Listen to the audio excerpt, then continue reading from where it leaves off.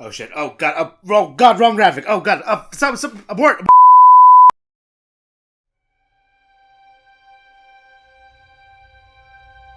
Hello, fellow critters, and welcome back to Natural 9, the show here on the internet where I try to cover Critical Role's last episode in 9 minutes or less for the intrepid critter out there who has a lot to deal with and wants a bite-sized retelling of what's going on. I'm your host, Arthur, from Natural 9, and, well, after last week, oh man, you knew it was going to be a doozy of an episode, and the first half sure as hell was. It was probably one of the most emotional episodes of this year, and we're going to go ahead and cover the aftermath of that. You know, with the whole aftermath of, you know who succumbing to you-know-what. I mean, you should probably already know what's going on, but in case you haven't, go back and watch last week's episode, or watch last week's episode on Natural 9, which you can find here at this thing that I'm sure I'm going to be putting up because I know how annotations work. Anyway, let's get right to it. Oh man. Is it weird seeing a table without Taliesin there? Just seeing Sam and Marisha sitting there with no Taliesin between them. That was the weirdest part of the episodes. But we have a Pike! We had a Pike! Live from New York. Live from the set of Blind Spot, probably. Probably not, but no, she was there. And it was awesome. It's great to have her there, and boy did we need her. Picking up where we left off last week, if you haven't figured it out already, major spoilers coming. Percy died. Percy fell at the hand of Anna Ripley, and Vox Machina took her out. Brutally. The first thing that the crew has to figure out is what to do next, because they're basically stuck on Glitchshore for now, with Keyleth tapped out of magic. They have no way to transport back to Whitestone or anywhere with clerics. First, they have to deal with Kynan, stupid little traitor. Well, first he gives Vax Whisper. It basically is confirmed to be Whisper. It's the dagger that Ripley was after. Kynan tells Vax exactly what happened after they first met. He left, tried to seek his own destiny. He was an arrogant little shit who thought he deserved to be Vox Machina. The dragons happened, and he was, I guess, in Kaimel at the time. Ripley picked him up, started just corrupting his vision of Vox Machina, telling him that they weren't the heroes he thought they were. He even listened in on a conversation that the crew had after the Chroma Conclave attack, basically hearing them say that they were to blame for the Chroma Conclave even doing anything. Which is questionable, but self-hatred, self-guilt. Next, Scanlan and Grog correctly point out that the next thing that they should do is loot the bodies, make sure these guns don't get into the wrong hands. So, Grog does that. Vax and Vex head upwards to a cave where Ripley was hiding out before, so they can, scout, make sure everything's clear. Scanlan takes Kynan to help him find the Onyx dog because he could still be useful, and he was lost in the explosion. Keyleth stays behind with Percy's body to clean it up. Grog searches the bodies, finds guns, pistols, ammunition, a potion, bracers of defense, some plate, a bunch of other stuff.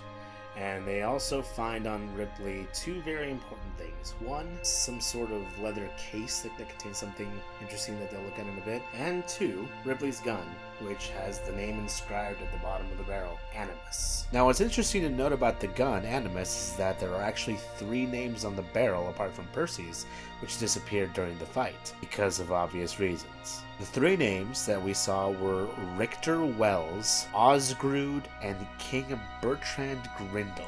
Apparently people that Ripley had a grudge against. The crew inspects the long leather pouch sort of thing, but it's a Scroll of Gate, a 9th level spell with some crazy properties that the crew decides to save for later, although Scanlan argues that they should maybe try to use it to save Percy, but they can't really find an application for it.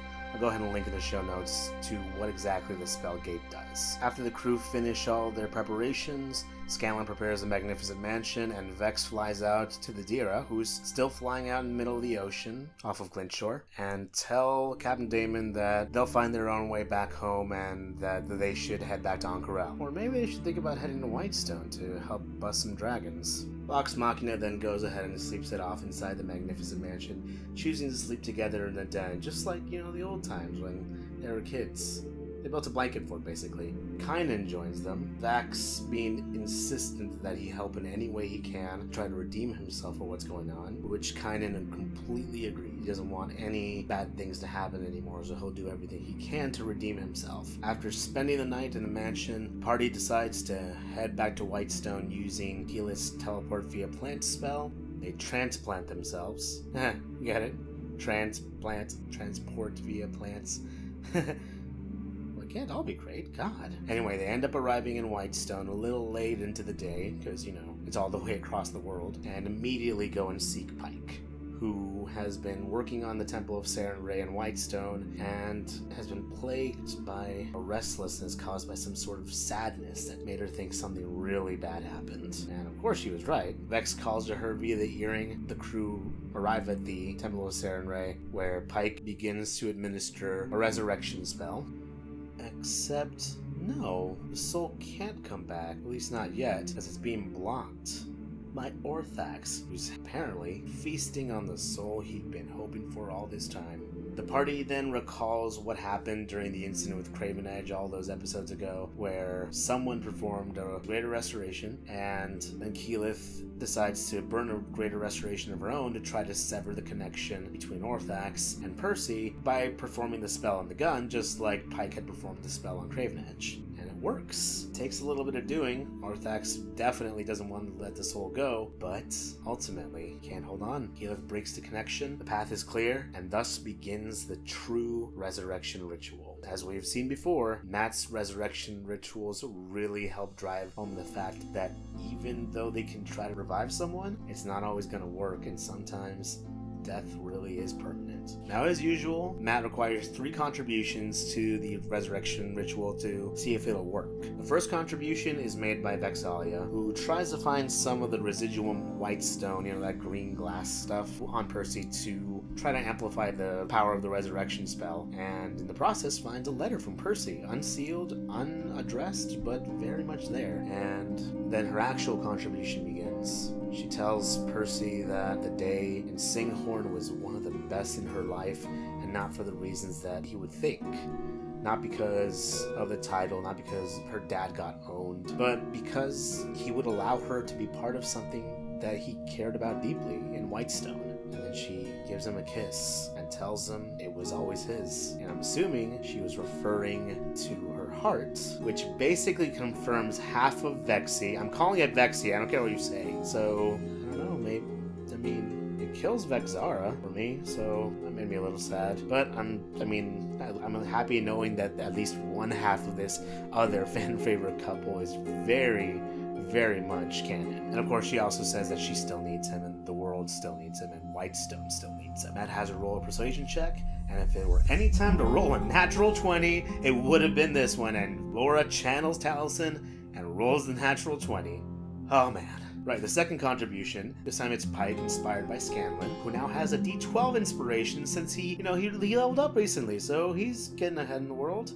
God, he's a nuclear bomb of charisma. We're all fucked if he decides to go evil or something. Anyway, Pike attempts to call forth divine intervention. Unfortunately, her first dice roll, which determines the 10's value of the roll, was a 3, higher than the 1 she needed. Unfortunately, she does not succeed, but she does roll a religion check per Matt, and she rolls an 18 total, plus 10 from the inspiration dice from Scanlan, ends up getting a 28.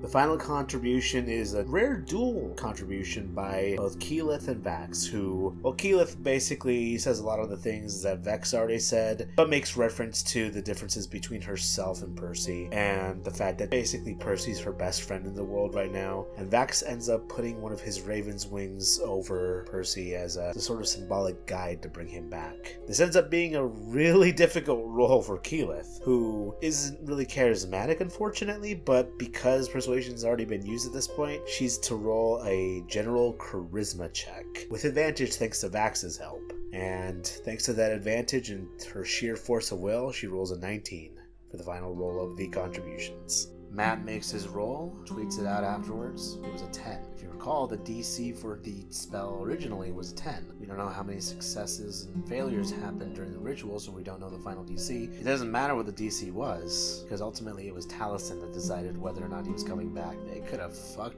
everything right up. And for a moment, it seems like they almost did. A few heartbreaking moments of silence.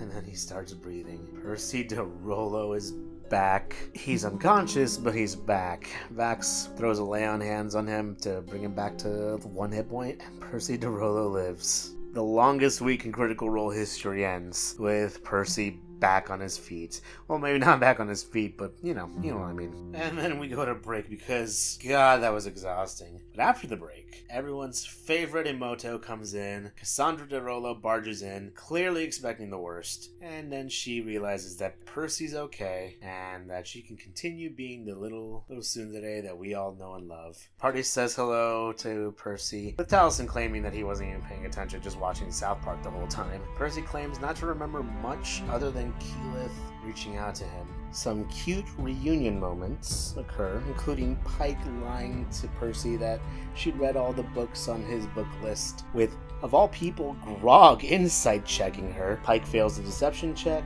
and Percy tells her that he's absolutely proud of her for trying to lie. The crew then head up to the castle and meet up with Jared and Gilmore, both very happy that everyone's okay. Gilmore gives Percy a big hug, knowing very well that it would hurt, and telling him, well, hear for yourself. I mean, what did we learn? Don't get killed again. Gilmore then inspects the vestiges brought back by the crew, and boy, howdy are they sweet. Since we try to keep these episodes as short as possible, I'm not going to include a full description of the vestiges here. Crit Roll Stats should have that information though. I'll go ahead and link that in the show notes. First up, Cabal's Ruin. It's only fitting that Percy gets this vestige. After all, it was used by the woman who killed him. The second vestige, of course, being Whisper. Basically, lets him cover a lot of ground very quickly, which is why Grog argues that he should have it, at least at the beginning. After he realizes that he has to attune to it, however, he acquiesces it and lets Vax have it. I mean, he's the dagger guy. Scanlan also has Gilmore take a look at the book he stole inside the casino. It's written in Marquesian, so he can't really read. And of course, Scanlan manages to find the Marquesian Karma Sutra. Need to remind you, this is also episode 69. I'm sure this is not lost on Matt. I'm absolutely sure. Scanlan also hands off the fruit of all his terrible luck inside the Lux Run. He hands off the Fusaka to Jarrett. And apparently, 50 gold for all the Fusaka he got? Oh God, Scambo. Vax also hands Kynan off to Jarrett, asking that he be put to work. And Kynan agrees because he really wants redemption. Jarrett then realizes that he has a letter for Keyleth, who was surprised to receive a letter because she's surprised that people know who she is and where Whitestone is. And oh God, and oh my God, oh my. But her panic is unfounded because it's from Carrick, her old friend Carrick from Western. Apparently everything's going fine, reconstruction's going well, the sick and elderly are being taken care of. Carrick himself's a little uncomfortable with the position he's in. He's angry at the world and wants to do something about it. Basically reminds Keyleth of everything that they spoke of when they last spoke in Western. Also gives her a gift, a ring apparently that was forged from the blade of a sword with little branch marks inside of it. Carries the inscription, "I have passed through fire." Keyleth's appreciative, but she, being Keyleth, has a small moment of worry, thinking something was wrong based off some of the scratchings off in the letter. But the party then realizes, after Vex rolls a natural 20 on an insight check, that everything's okay. It's just him maybe thinking better of what he wrote. 6 vestiges down, 1 more to go. Of course, there's the matter of the dragon still being a thing, but the party insists that Percy needs his rest, and the others had to go get drunk because, they're sinners. Also, they basically got up like 2 hours ago, and yeah, it's like 8 o'clock in Whitestone, but jet lag's a thing. Percy goes to bed, and the crew just go have some drinks. Kynan is given a checkup by Pike. Seems cool. Seems alright. Seems a little broken mentally, but you would be after all the shit that you've done. Meanwhile, Jared and Grog decide to share a shot of the Sandkeg's hide. Of course, Jared ends up going a little numb, and Grog also goes a little numb himself. Pike, however, downs a shot. She's completely fine. Downs another shot, and she's out. She's so out. What are we gonna do with that gnome?